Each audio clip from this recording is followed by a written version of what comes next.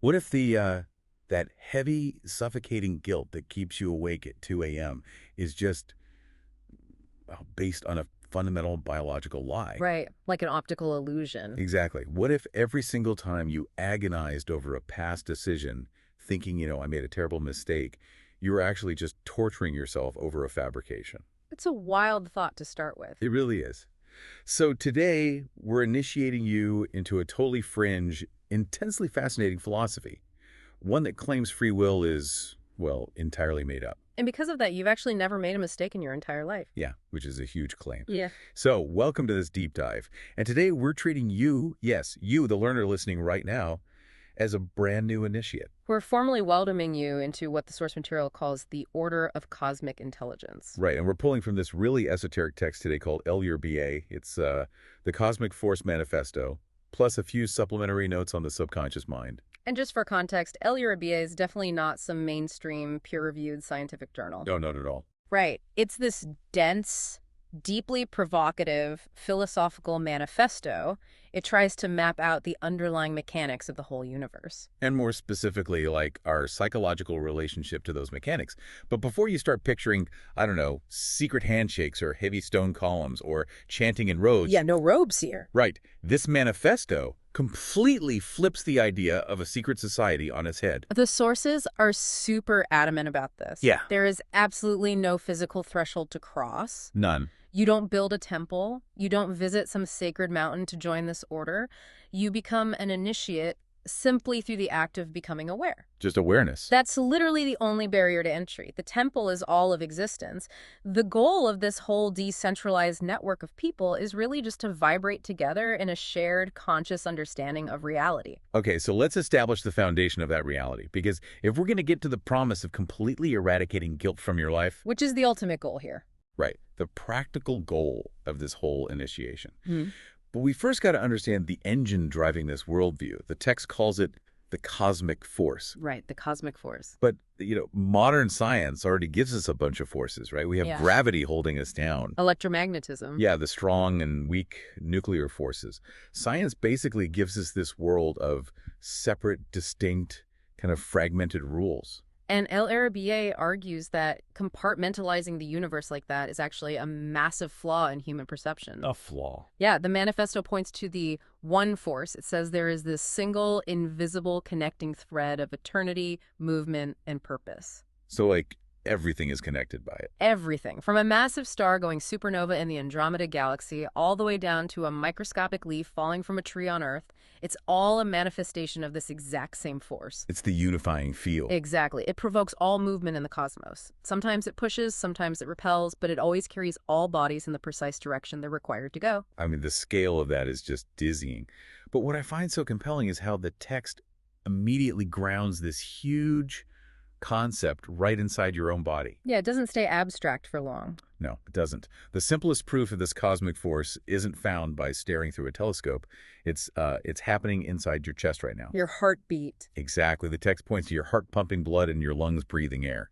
We usually just brush those off as mere biological mechanisms. So just biology doing its thing. Right. But the sources reframe our body's need to breathe as a, quote, mechanical need of the cosmos to move. And the crucial detail here is that it happens completely involuntarily. Which is key. You don't consciously instruct your heart muscle to contract. You don't manually govern the oxygen exchange in your cells. Thank goodness we'd forget and die. Right. That movement starts involuntarily. And the philosophy argues that this principle of involuntary movement extends infinitely outward through all of existence. So the whole universe is like an involuntary heartbeat. Basically, the cosmos maintains this constant, delicate imbalance, like an oscillation between opposite extremes, and that imbalance is the fuel that allows movement to exist at all. Okay, I want to clarify this with an analogy because it sounds like we're basically redefining what it means to be alive. We kind of are. Usually we walk around convinced that we're the driver of a car. We have our hands gripped tight on the steering wheel. We're stressing about hitting the brakes, navigating traffic. The illusion of total control. Exactly. But this manifesto is tapping on the windshield and saying, hey, you aren't just the driver. You're the engine, you're the combusting fuel, and you're the asphalt of the road all at once. That's a great way to put it. But wait, if my heartbeat is an involuntary cosmic reflex, and the rotation of the planets is involuntary, how is this any different from just bleak determinism? That's the trap a lot of people fall into. Right. If I'm just being dragged along by the universe, how do I actually, tune into this force as an initiate? Well, that shift from feeling dragged by the universe to actively tuning into it happens the exact moment you dismantle the illusion of isolation. The illusion of isolation. Okay. The text explains that when we pay deep, deliberate attention to our involuntary heartbeat, we recognize that we aren't generating that rhythm. Right. It's just happening. And we realize everything else that happens around us is just a branch of that same fundamental movement. The difference between being a victim of determinism and being an initiate of the cosmic force is purely awareness. Awareness. It's the difference between blindly stumbling through a dark room and walking through that exact same room with the lights turned on. Life transforms from a rigid, stressful march into this spontaneous dance. Okay, but if my heartbeat and my breathing are just involuntary cosmic reflexes, what about my brain? Ah, the brain. Yeah, what about the thought I'm having right at this exact second? Because if my thoughts and my choices are also involuntary reflexes, that just completely destroys the concept of free will. It obliterates it. And that leads us to the biggest, probably most uncomfortable hurdle in this entire philosophy, the deconstruction of human control. The human obsession with control is framed here as an illusion, one that's rooted entirely in our ignorance of the wider context. So how do they explain choice then? To grasp the mechanics of choice, the source provides this really fascinating framework. It says the human psyche operates exactly like a lake. A lake. Okay, a lake reflecting the sky. Sounds beautifully poetic, but how does that actually apply to the messy reality of human neurobiology? It's surprisingly accurate. Are you saying my daily choices are essentially just like optical physics? In a metaphorical sense, yeah. Think about standing on the shore of a completely still lake. When you look down, you don't actually see the lake itself. Right, you see the reflection. Exactly. You see a reflection of the environment embedded around it. You see the clouds passing overhead, the trees swaying on the bank, maybe the pollution in the air, or a bird flying past. Our choices operate on that exact same mechanism. What we proudly label our free will is actually just a reflex. A reflex, wow. It's a formulated reflection of the environment, our genetics, and the historical context we're currently embedded in. All right, let's ground this in a mundane, real-world scenario for the learner. Let's say you go to a dealership and you buy a bright yellow car. Okay, classic choice. You drive off the lot feeling incredibly independent. You think, I am an autonomous human being, and I use my free will to choose the yellow car over the blue one. But based on the LRBA text, you didn't really choose anything in a vacuum, did you? No. You're simply responding to countless conscious and subconscious variables. Like what? Well, perhaps a yellow car drove past you when you experienced a moment of intense childhood joy, embedding this subconscious positive association. Oh, interesting. Or perhaps the specific angle of the fluorescent lighting in the dealership highlighted the yellow paint, triggering an aesthetic preference dictated by your unique visual cortex. That's so specific, but it makes sense. Add to that the marketing you've absorbed, your current financial stress, your desire to stand out or blend in. You don't control the context you were born into, nor the exact sequence of events that formed your brain. So buying the car is just the lake reflecting the trees. Exactly. Therefore, your action buying the car is just a reflex of the lake. But hold on. Buying a car is one thing. That's easy. What about the heavy stuff? The moral choices? Yeah. What about a time you snapped at your partner and said something incredibly hurtful? Or a time you made a disastrous career choice? We carry immense guilt because we think, I should have been better. I should have chosen differently. And the manifesto argues that you literally could not have chosen differently. Really? Not at all. Not at all. In that exact moment where you snapped at your partner, your lake was reflecting exhaustion, perhaps a learned defensive mechanism from your upbringing, the specific tone of voice your partner used, and the chemical state of your brain on that given day. So it was inevitable. The text refers to this as the vital code of the cosmic force. It's not some mystical magic. It's the specific, unavoidable algorithm of your genetics, your environment, and your history interacting with the present moment. I got to push back here because that sounds incredibly bleak. It can feel that way at first. If I'm just a lake reflecting my environment and every action is just an algorithm playing itself out, doesn't that reduce me to a passive, inert robot? I mean, the source material itself notes that some people feel the magic of life is gone when they hear this. They do. So where is the joy in being a puppet on a cosmic string? Well, that existential dread is a highly anticipated reaction. When the ego realizes it isn't in charge, it panics. Total freak out. Yeah, but the text directly addresses this fear. It argues that there is a profound layer of cosmic joy situated just beneath our fragile individual ego. Okay, cosmic joy. Becoming aware that you lack isolated free will doesn't render you an inert robot. The cosmic force will continue to compel you to move, to speak, to create, and to interact. It's still moving through you. Exactly. Your role just shifts. You're no longer pretending to be the sole author of the universe.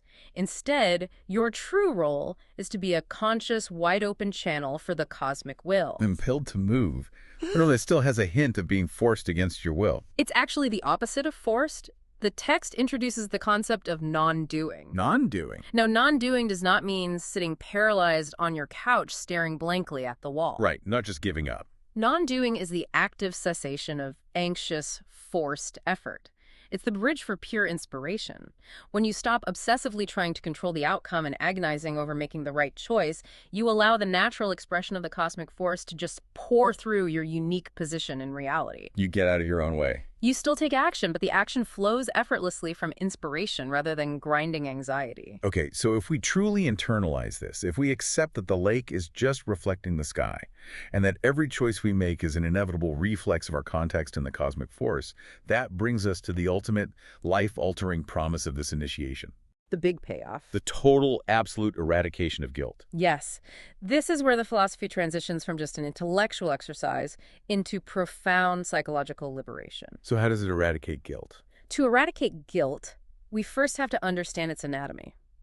The source defines guilt as a heavy, stagnant feeling stemming directly from a misunderstanding of cause and effect. Misunderstanding. It relies entirely on the agonizing retrospective delusion that we could have and should have acted differently in a specific situation in the past. It's the ultimate form of self-torture.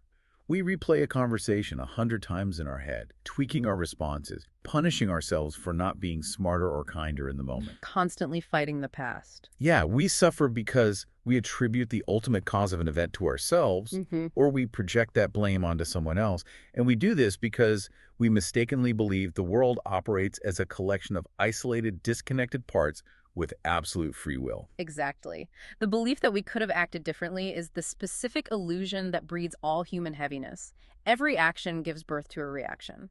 Right. If the reality of a situation wasn't built upon a truly independent, vacuum-sealed choice, then everything that stems from that action is of the same inevitable nature. So you couldn't have stopped it. Guilt is built entirely on the false premise that the reflection in the lake is a solid object that you could have just reached out and rearranged. Oh, wow. That's a great image. Once you truly understand that the complex context created the unavoidable reflex, the entire foundation of guilt completely crumbles. Intellectually, I follow the logic. It totally makes sense. Yeah. But how does a listener actually integrate this? The practice of it. Yeah. How do you go from nodding along to a deep dive saying, sure, the cosmic force made me do it, to actually feeling that suffocating weight lift off your chest? Because logic doesn't always translate to emotional relief. Very true. The source texts outline a precise mechanism for this shift, which they call integration. And it loops right back to where we started. The observation of your own physical biology. The heartbeat again. Yes. You do not think your way out of guilt. You observe your way out. You start by watching the automatic, involuntary functioning of your own body. You watch your chest rise and fall. Just paying attention to it. You feel your pulse. You observe the automatic ears working entirely by themselves. So it's like realizing you're a passenger on a roller coaster rather than the person driving a car. When you actively observe your involuntary heartbeat, you're essentially mathematically proving to your brain that you aren't the one generating your own life force. That is the exact mechanism. The texts explain that the individual mind acts as a rigid filter.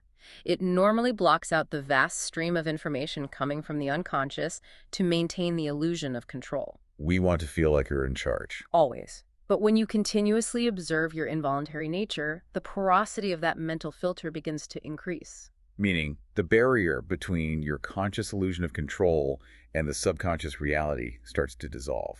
Yes. Subconscious information begins to flow freely into your conscious awareness. You realize on a visceral level that your essential nature is the exact same nature that drives the entire universe. It connects you to everything. And once your brain accepts that it is not the ultimate generator of your actions, it naturally stops taking the ultimate blame for the output. That is huge. You understand that you are being guided at all times. And if you are always guided by the cosmic force, then every single action, even the messy, painful ones, was simply a mechanism of that force pushing the cosmos forward. So the need for forgiveness just vanishes. Because if every action was an inevitable reflex of the vital code, there is literally nothing to forgive. Nothing at all. That fundamentally rewrites how you view your past mistakes, Right. the people who have hurt you, your entire trajectory in life. It does. It removes the friction from existence. So let's synthesize this initiation for you, the learner. You are now formally introduced to the Order of Cosmic Intelligence. You didn't have to pass a test or learn a secret language. Just awareness. You simply had to become aware. You are the cosmic force itself, occupying a specific point in space and time, observing itself. You are the involuntary heartbeat of the cosmos. And because every single choice you have ever made or ever will make is a cosmic reflex reflecting your environment, you can finally drop that manufactured burden of guilt. You can step out of the exhausting illusion of isolated control and surrender to the flow of the universe. As we conclude this session, there is one final, incredibly provocative concept from the El Yoruba text that I want to leave you with. Oh, right, the time concept. Yeah, we've spent this time dismantling guilt regarding the past, but the text also addresses our relationship with the future. It reveals a radical idea about time itself. This part blew my mind. The manifesto suggests that our human perception of time, the feeling of seconds painfully ticking by, is actually dictated by our brain scanning for moments of danger. Scanning for danger. Our attention to the passage of time is anchored by our biological history of needing to be alert to threats. So our perception of time is just a biological alarm system. Basically. But if there is no free will, then there is no longer any such thing as making a wrong turn. Which brings us to the ultimate question for you to ponder. If you've truly internalized today's initiation, if you've dropped the guilt of the past, and you accept that the cosmic force makes no mistakes, then the illusion of future danger must also disappear. Well, You are always exactly where you are meant to be. And if there are no wrong turns and no true danger to your cosmic nature, do you stop nervously counting the seconds? you just let go. Do you finally step out of the anxious countdown of time and step directly into eternity? It changes everything. Mm-hmm. If you don't have to brace for impact anymore, you can finally just experience the ride. Welcome to the Order. We'll see you on the next deep dive.